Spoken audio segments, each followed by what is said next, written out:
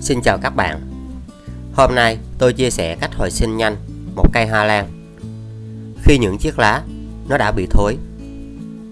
Nếu các bạn có những cây hoa lan như thế này, chúng ta đừng bỏ đi. Nó luôn có rất nhiều nấm và vi khuẩn ở đây. Với cách làm đơn giản và rất dễ này, hoa lan sẽ phát triển. Chất trồng rất ẩm.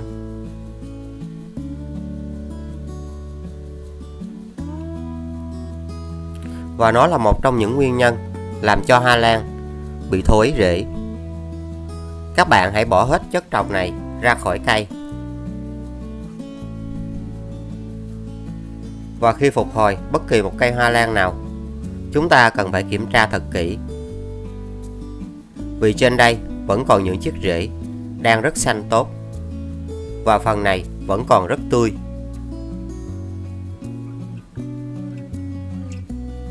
Các bạn cắt bỏ những rễ hư và những rễ thối. Khi cắt những rễ này, các bạn cũng cần phải kiểm tra thật kỹ, vì nếu còn sót lại vài rễ cũng sẽ ảnh hưởng rất lớn đến quá trình hồi sinh hoa lan.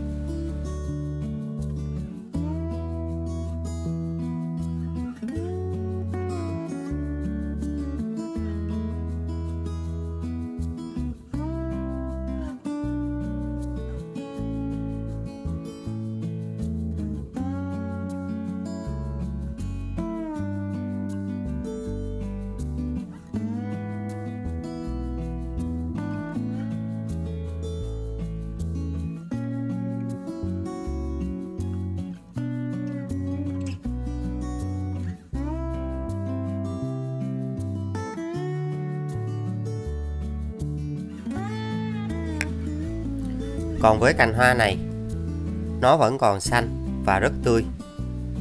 Các bạn đừng bỏ đi, mà hãy cắt ngang đây. Sau đó các bạn sẽ rửa cho thật sạch gốc cây này.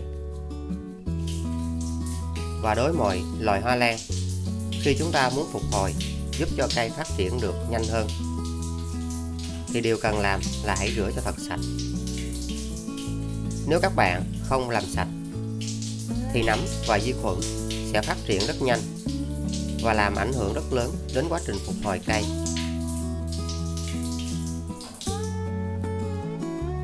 Sau đó sử dụng khăn sạch và lau cho thật khô. Và cách làm này, nếu những cây hoa lan có nấm hoặc côn trùng bám vào rễ, thì nó cũng sẽ hỗ trợ rất tốt khi các bạn phục hồi. Cây sẽ phát triển và được hồi sinh rất nhanh.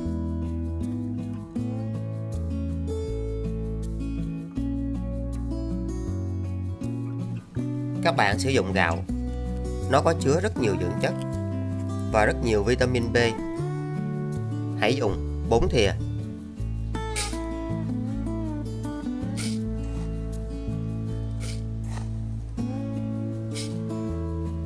Cho vào 500 ml nước.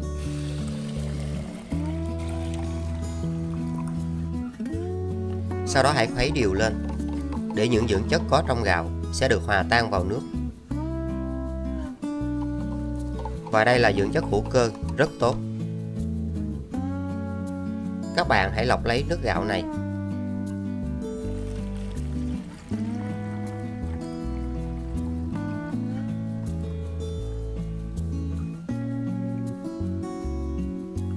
Sau đó hãy đặt gốc hoa lan vào đây.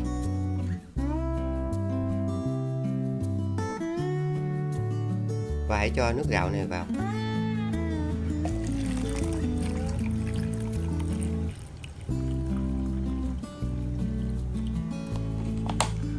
Và hãy ngâm trong 30 phút. Nó sẽ giúp cho gốc cây này được hồi sinh. Cây nhỏ được phát triển rất nhanh. Một cách làm rất đơn giản.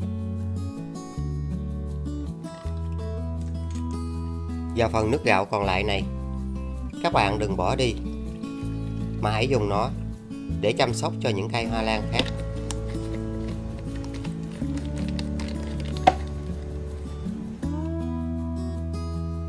Sau đó các bạn sẽ phun đều lên những cây hoa lan này.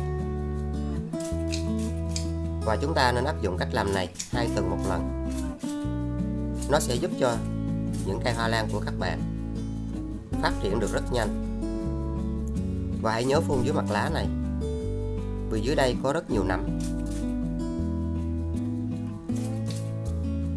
Và cách làm này sẽ hỗ trợ rất tốt khi những cây hoa lan yếu hoặc kém phát triển. Nó sẽ luôn được xanh. Hãy dùng nước gạo này tưới vào gốc của cây. Nó giúp cho các vi sinh vật phát triển. Và điều này sẽ rất tốt cho những chiếc rễ phát triển được rất nhanh. Rễ luôn phát triển rất khỏe mạnh khi các bạn sử dụng cách làm này. Và chúng ta sẽ có được những cây hoa lan luôn được xanh hơn.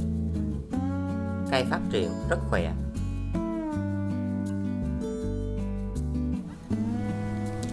Sau đó các bạn lấy gốc hoa lan ra.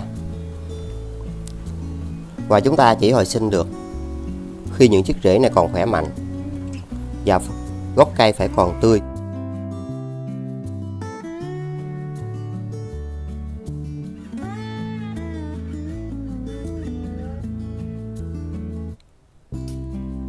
Sau đó các bạn hãy cắt cành hoa này ra.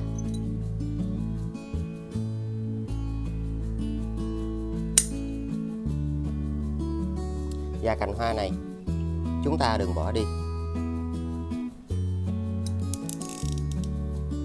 Các bạn hãy cắt lại một lần nữa ở ngay đây để cành hoa không bị dập.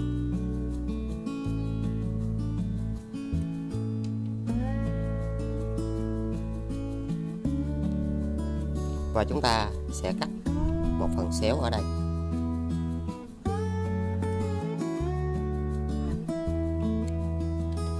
Sau đó hãy gỡ lớp vỏ này ra.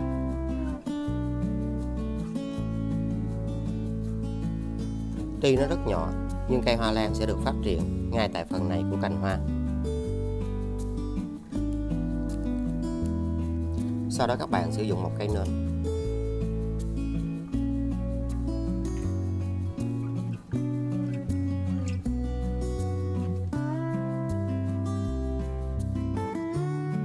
Sáp vào đây.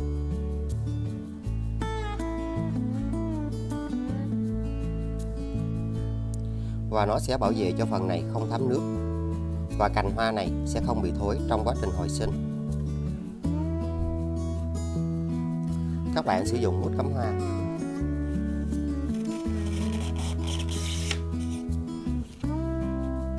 Và chúng ta sử dụng một chai nhựa. Các bạn cắt ngang đây và giữ lại một phần như thế này.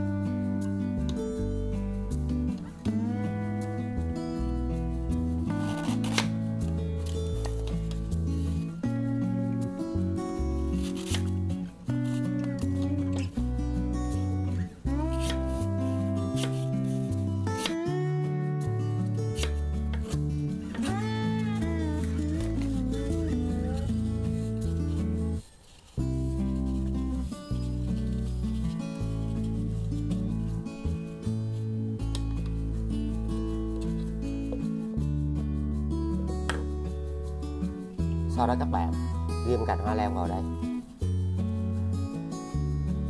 Và chúng ta sẽ đặt vào như thế này.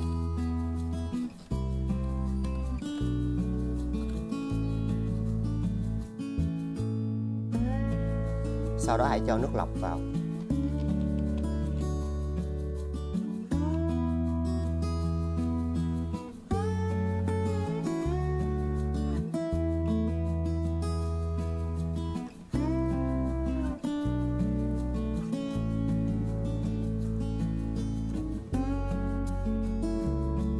Bạn chỉ kiểm tra để thêm nước. Miếng mút này sẽ hút lên để giúp cho cành hoa ẩm nhưng không ướt. Để cây ở nơi khô ráo, thoáng mát và có ánh sáng thì cành hoa này sẽ được hồi sinh, phát triển được rất nhanh.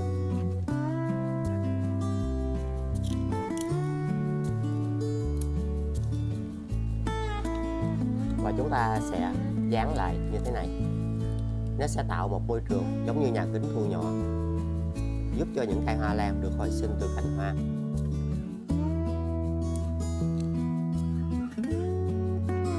các bạn sử dụng bột quế. Sau đó hãy bôi vào những phần này.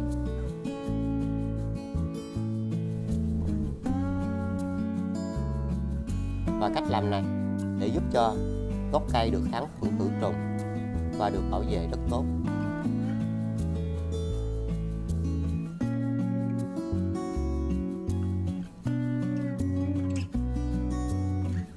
Trồng lại với vỏ thông.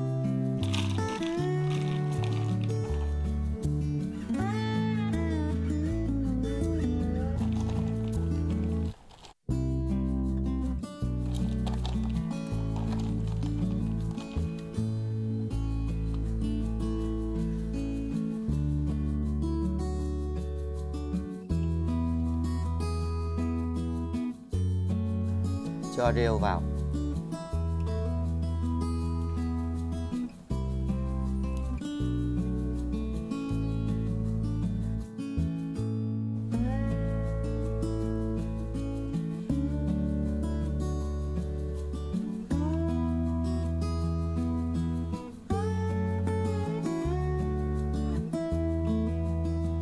Các bạn không tưới nước cho cây trong 5 ngày.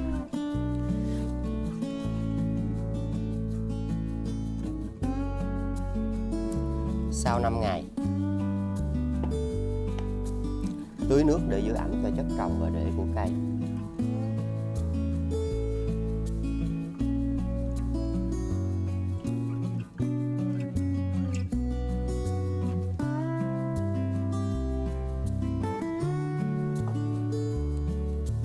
Các bạn sẽ để như thế này trong 10 phút.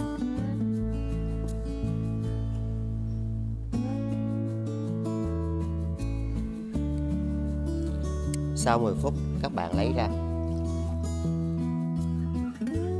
Ngày thường ta chỉ dùng nước để tưới phun sương giữ ẩm, không tưới nhiều nước.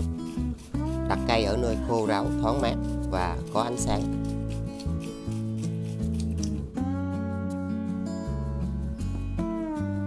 Sau đó hãy đậy lại.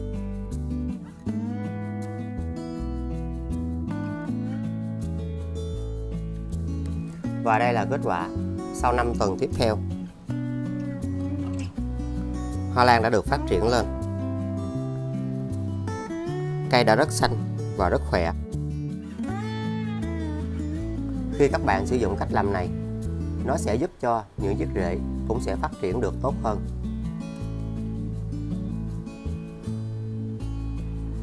Một trong những phương pháp đơn giản để các bạn có thể giúp cho những cây hoa lan của chúng ta nó được hồi sinh và phát triển từ gốc cây.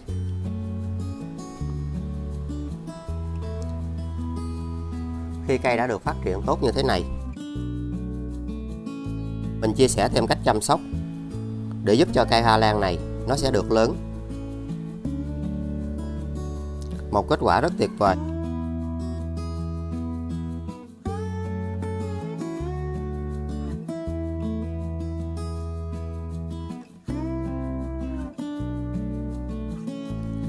Còn với cành hoa này, nó cũng đã phát triển được cây nhỏ khi sử dụng cách làm này.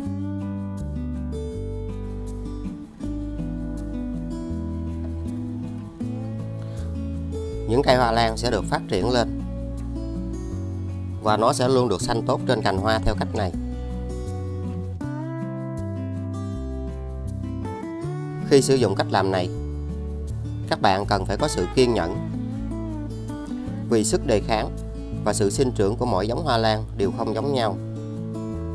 Mình sẽ tiếp tục đặt cây hoa lan này vào đây. Bạn nhớ thường xuyên kiểm tra mực nước ở đây để bổ sung thêm.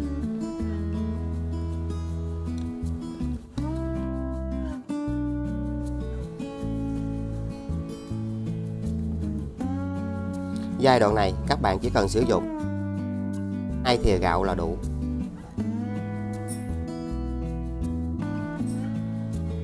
Cho vào 400 ml nước.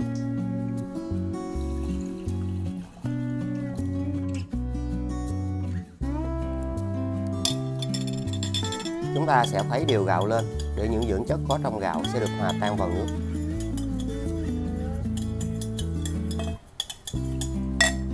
Sau đó các bạn sẽ lọc lấy nước gạo này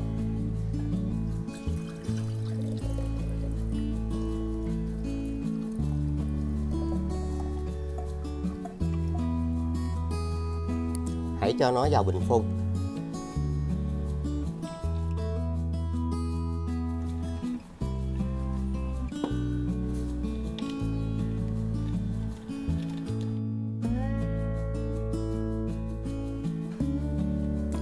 Sau đó chúng ta sẽ đậy những chiếc rễ này lại.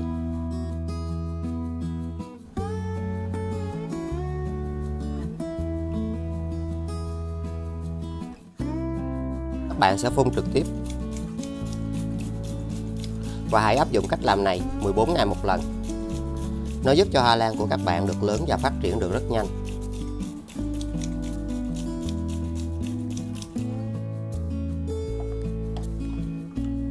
Sau đó các bạn sẽ tưới nước này vào gốc của cây. Nó sẽ giúp cho cây hoa lan này được phát triển và được hồi sinh rất tốt.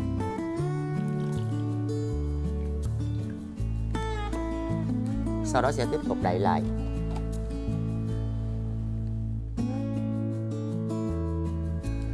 Và đây là kết quả sau 2 tháng tiếp theo.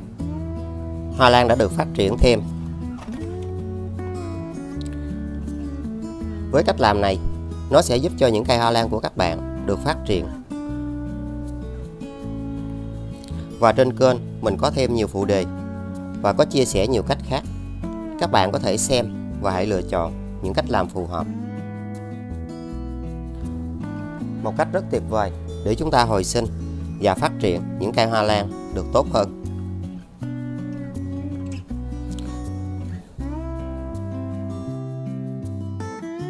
Với những phương pháp khác nhau, các bạn cần phải có sự kiên nhẫn và chúng ta hãy cho cây ra ánh sáng để giúp cây phát triển nhanh ở môi trường bên ngoài. Và giai đoạn này các bạn sẽ không cần phải đậy lại nữa.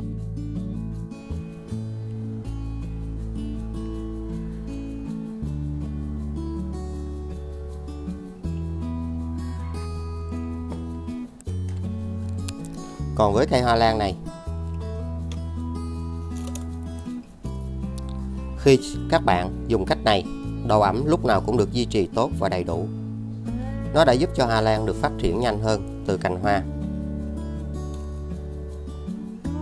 Với những cây hoa lan nhỏ thì đây là sự phát triển được rất tốt và rất khỏe. Khi cây đã được phát triển tốt như thế này, bây giờ các bạn sẽ trồng lại. Nó sẽ giúp cây phát triển được nhanh khi ở môi trường bên ngoài.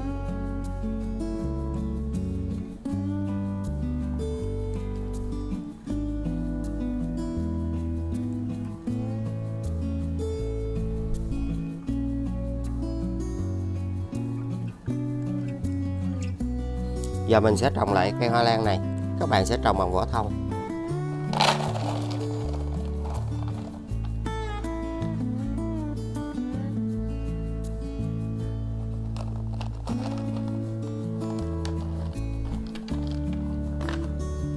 Các bạn nên cho thêm một ít rêu vào đây.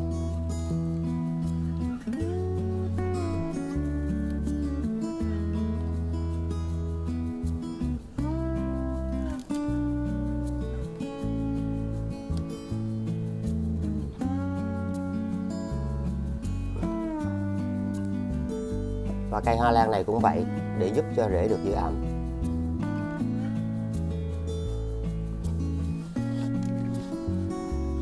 Đừng quên like, chia sẻ, đăng ký kênh và nhấn chuông để tiện theo dõi.